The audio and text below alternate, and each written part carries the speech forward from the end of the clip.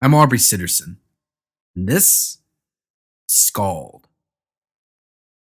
You're about to listen to my ongoing fantasy serial. Like the Skalds of old, I've written it to be heard, not read.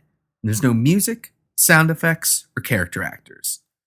It's all me, and I do it in one single, flawless take. This episode picks up where the last one left off. So if this is your first episode and you care about listening to things in order, you might want to stop and go back. But if you don't, then by all means, forge ahead. This isn't me reading you a story. This is me telling you a story. This is SKALD, part 16. The dark, roaring waves smashed into the side of the ship, with swells so high, so close together, as to defy belief. No sooner had the ship crested on a wave, beginning its stomach-churning drop back down to sea level, than the next wave slammed into the side of the boat, foam-covered tendrils reaching hungrily up over the rail, where clung the ship's sole passenger, the one true king of men, Maul. The old wooden boards creaked and groaned, crying out for succor, not just from the water below, but from the onslaught of rain and hail that poured down upon the ship, flung by some vengeful ocean god, enraged by the arrogance, the presumptuous gall, the audacity, the hubris of Maul's attempt to cross this troubled, boundless sea. But though the hail struck him hard enough to draw blood, though the rain made the bending railing slick, though the winds threatened to lift him off the boat and carry him into a watery grave, Maul held on tightly, because he knew that a man's true worth, his only worth, came not from where he'd been, but from the storms he'd weathered to get there. As best Maul could tell, the ship was empty. Anyone on deck must have been swept away by the storm. He could see the hempen ropes the unlucky sailors had used to lash themselves to the railing.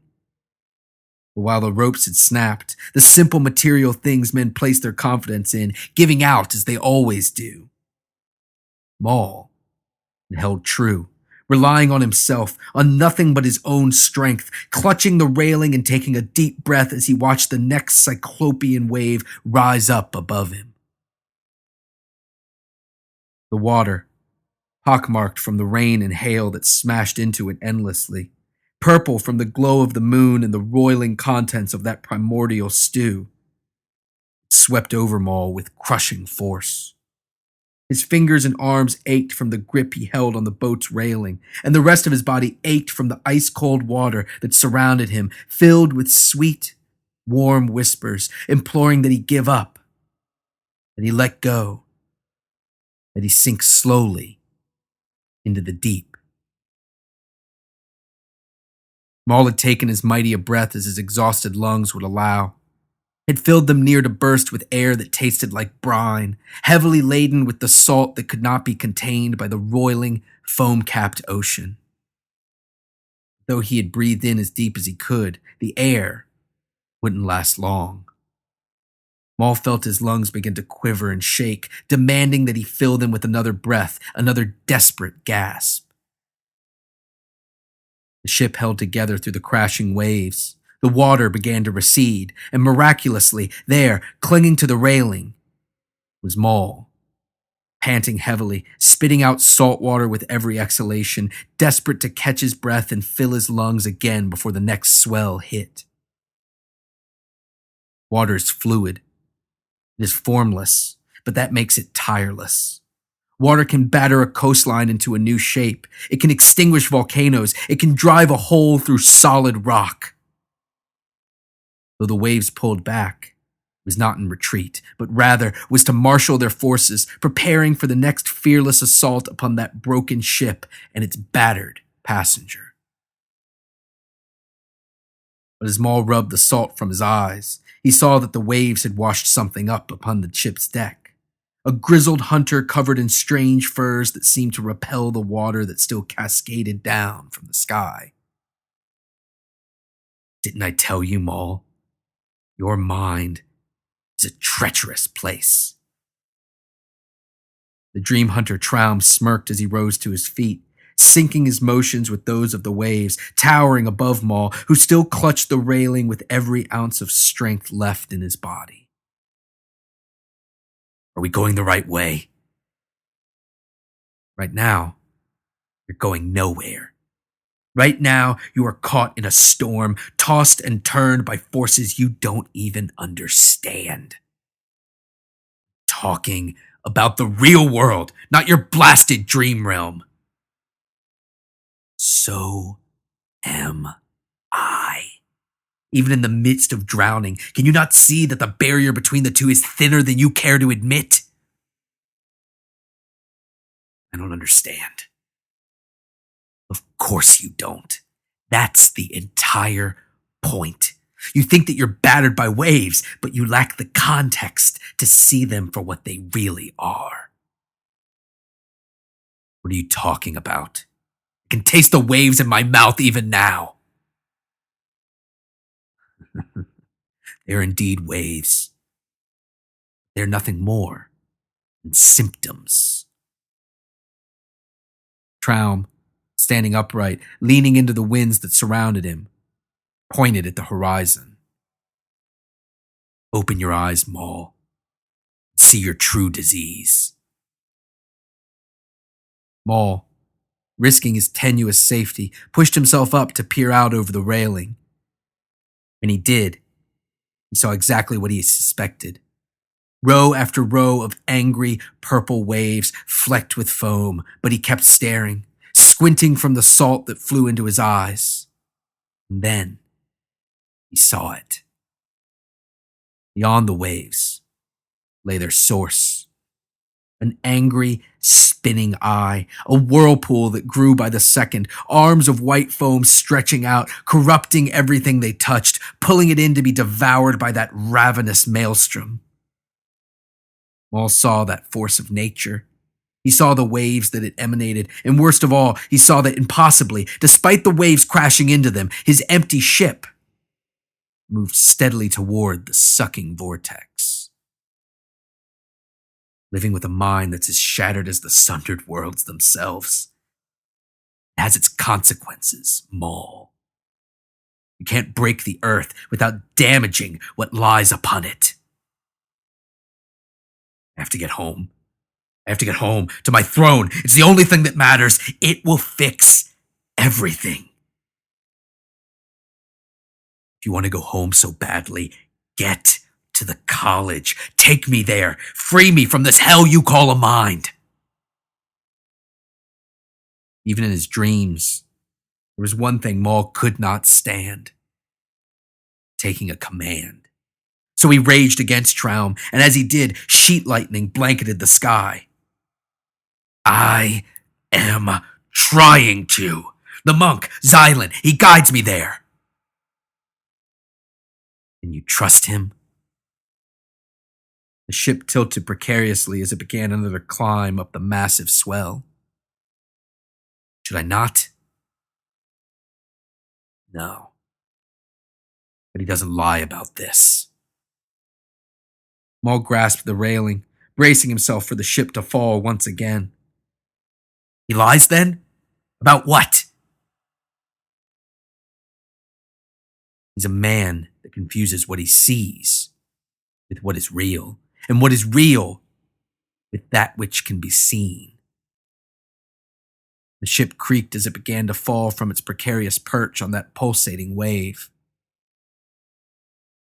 But you've seen enough to know better than that, haven't you, Maul? Maul opened his mouth to speak, but before he could summon up the words, the ship landed back in the ocean and was immediately overtaken by the next wave. The savage's open mouth was filled with salt water, forcing its way down his throat as he was now surrounded by crashing waves, unable to spit it out. He struggled to keep his eyes open nonetheless, and through gaps in the waves, he saw Traum grin, stretch out his arms, and fall back into the water from whence he came. Maul held onto the railing, pulling it to his chest tightly, but then realized that the railing was no longer attached. The waves had finally broken through, shattering the ship, Maul's sole refuge in the unforgiving ocean of his mind. Through the water, Maul heard the wooden planks crack and shatter, felt the broken pieces smash into his body, turned into weapons hurled by those swirling waters. He let go of the railing and tried to swim upward, refusing to give up his flimsy hold on life. But in the dark purple waters, surrounded by the dark purple sky, it was impossible to tell up from down, and Maul, though he thought he swam to freedom, had already been caught in the maelstrom. Maul awoke coughing and gasping for air. He fully expected to have gallons of salt water within his lungs, but when he opened his eyes, Maul realized that it wasn't the ocean that made him cough, but the smoke from the fire, carried directly toward him with a sudden change in the wind. Xylan had taken second watch and sat tending the fire, grilling a side of venison, the last of the deer that Skog had caught the day before. The game had been getting better as they moved south, and Xylan's face, though still drawn and hawk-like, had begun to fill out into a more healthy countenance. A concerned expression crept across his face. "I didn't know whether to wake you." "What? Why?" "The nightmares. I've never seen a man for whom sleep is more exhausting." Maul climbed to his feet, stretching his joints, making a pointed effort not to respond to the godless monk. Of course, his sleep was exhausting. Of course, his dreams were filled with terrors. The monk had scarcely an inkling of what Maul had been through. Was he ever kidnapped as a child, raised as a beast, tied to a tree, hunted, maligned, abused, tricked, misled, addicted to some awful drug? The anchor. Now, more than ever, Maul longed for it. Something to hold him down, to help him focus, a rock to cling to, solid ground jutting up from the roiling seas, a foundation upon which he could rebuild his shattered mind. But no sooner did Maul think warmly of the anchor than he was reminded of what he had to do to remove it from his neck, what he had to endure. He shook his head to empty it of the searing image that filled it. 2 gnarled antlers joined with that gleaming smile. Xylan removed the venison from the fire, then began tearing it apart, tossing pieces to the still wary Skog, who sat nearby, hungrily watching. Well, whatever they were, they're over now. Call them dreams, ghosts, or gods. They're all the same. They all cling to the darkness because in the light of day they're exposed. It's nothing at all.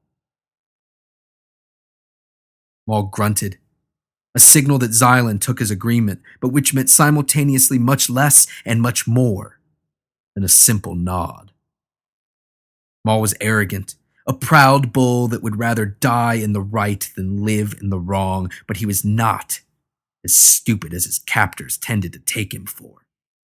Discussions of dreams, of ghosts, of gods, of what they mean, of what power they had. Maul was out of his depths. The mere thought of such things cast him back into the swirling purple waters of his shattered mind, the fissures of which he felt growing, expanding, cracking, and roaring, even now. But all of that was inconsequential. It didn't matter. The only thing that mattered was his home, his realm, and the throne that sat at its head. The throne belonged to him. The throne was his, and he would have it, no matter what, even if it meant ripping the firmaments asunder with his own bare hands. If Maul was going to rely on his strength, however, he would need to feed and cultivate it. So he sat down with another grunt, accepted the meat Xylan offered, then set upon it like a man who had been lost at sea. After keeping a steady, driving pace for much of the morning, Maul, Xylan, and Skog came to a deep ravine cutting through the earth for as far as any of them could see, in both directions. The gorge was massive, with steep escarpments lined by jagged, rocky outcroppings. The only things brave enough to carve out a living upon them were some dried, twisting species of tree and groups of goats which hopped away nimbly after catching sight of Skog. The ravine was too long to go around, too wide to jump, too deep to climb in and out of. But before them lay a fourth option, a simple, worn rope bridge swaying precariously in the breeze. Though Xylan had led them to the ravine, now, peering over the edge, trying and failing to see the bottom of the vertiginous canyon, he began to have second thoughts. I had no idea it was so big. Maul was furious that Xylan had marched them to this impasse. How many days had they wasted? Could they afford to double back with the Pharaoh tracking them? Possibly the High Elves as well? You had no idea? I thought you knew the way. You told me you could guide me to the College of Dreams. I didn't. I do. And I can. But I've never come from this direction before. An old friend. She had told me about a ditch, but apparently it was just some of her legendary halfling humor. Maul didn't have time for humor, whether halfling or some less irritating variety. So he marched purposefully toward the rope bridge until he was stopped by a frantic Xylan. Wait, Maul, what are you doing? I'm baking you a cake. What does it look like I'm doing? I'm crossing this damned bridge so we can continue on our way. Come on. Maul, are you out of your mind? Look at that thing. It's older than we are. What do you suggest? We sit here and wait, hoping we catch up to it? It's clearly not safe, Maul. You have to see that. The monk squinted into the distance. Maybe there's a more sturdy bridge that... No. We've wasted enough time already. We cross this bridge. Xylan shook his head adamantly. I won't. It's asking for trouble. It's liable to snap and break as soon as we set foot upon it. I won't go across it. You can feel free to find your own way to the College of Dreams. Maul felt the rage creeping up inside him, heard the screams, felt the heat of those raging fires. But no. Killing Xylan, though it would be so easy to simply shove him off the cliff, sending him plummeting down into that bottomless crevasse, it would do nothing but hurt Maul's ultimate goal, his real goal, the throne. So he gritted his teeth, lowered his head, and shoved the bases of his palms into his eyes. Fine. We'll send Skog across first. What? How does that help? Skog was born in the forest and raised in the trees. If anything happens to the bridge, she is more than capable of leaping to safety, to one side or the other. Skog yawned, as if in silent, bored agreement of Maul's assessment. Xylan was unconvinced, however. So? What good does that do for us? Have you ever tried to lift Skog? If the bridge can handle her weight, it can easily handle 4 of us. Xylan gazed down into the fissure, looked at Skog, the bridge, and then took one last anxious glance at the gorge before sighing and acquiescing to Maul's plan. So be it. The massive, monstrous cat Skog made it across the bridge without incident, even stopping to rock the precarious bridge back and forth to Maul's delight and Xylan's begrudging approval. Maul and Xylan waited until she was safely on the other side of the ravine. Though the bridge seemed sturdy enough, they wouldn't tempt the fates by placing all 3 of themselves upon it at once. As Xylan began to make his painstakingly slow journey across the bridge, Skog slinked off into the woods, scouting the other side of the canyon. Xylan was almost across when Maul, impatient, decided to join the monk on the bridge. The sooner they cleared the chasm, the sooner they could continue on their way. But as Maul, bounding quickly across, reached the center of the bridge, where it sagged low, deep into the ravine, he heard a noise that sent his and Xylan's stomachs flying up into their throats. They heard a snap. It came from behind, but Maul didn't have time to turn and investigate the source. He had only time to wrap the quickly loosening rope of the bridge around his clenched fists, hoping that the strand he chose would hold on to something, anything, secure. The bridge fell, but was still attached on the far side, a fact Maul was thankful for as he slammed into the sheer cliff that formed the ravine's wall. Struggling to pull in a breath of air after having the wind knocked out of him, steeling himself for the harrowing climb straight up the rock face, Maul looked up just in time to see the godless monk, Xylan, plummeting toward him, arms and legs flailing as his robes billowed outward.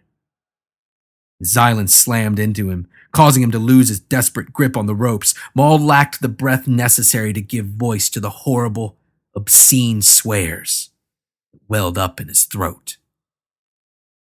The two tumbled downward, deep, deep down into that yawning chasm, careening wildly from rock to tree to empty air and back to rock again. Head over feet, feet over head, over and over again until it was impossible for Maul to tell up from down. As Maul and Xylan's screams echoed through the ravine, bouncing upwards as quickly as they tumbled down, a slim, bloodied, limping figure emerged from the brush. A gleeful grin crept its way across the Farron raider's face as he took his thin Farron blade, placed it between those gleaming teeth, then began climbing carefully down into the canyon.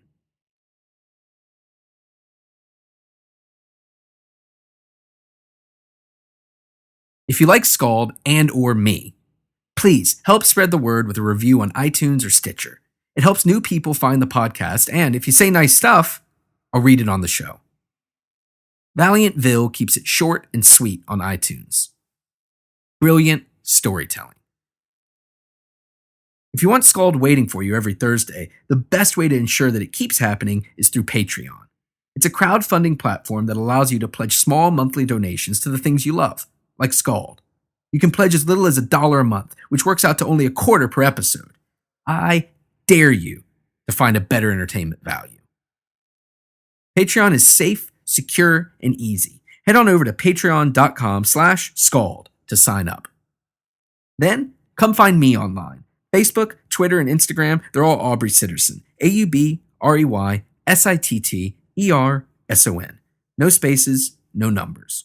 Or head over to my website, aubreysitterson.com, for links to everything, including social media, my non-SKALD related projects, comics, podcasts, t-shirts, credits, bio, and contact information. Finally, if you're looking for something heavy, doom-laden, and awesome to listen to when you're all caught up on SKALD, check out one of my favorite bands, Conan.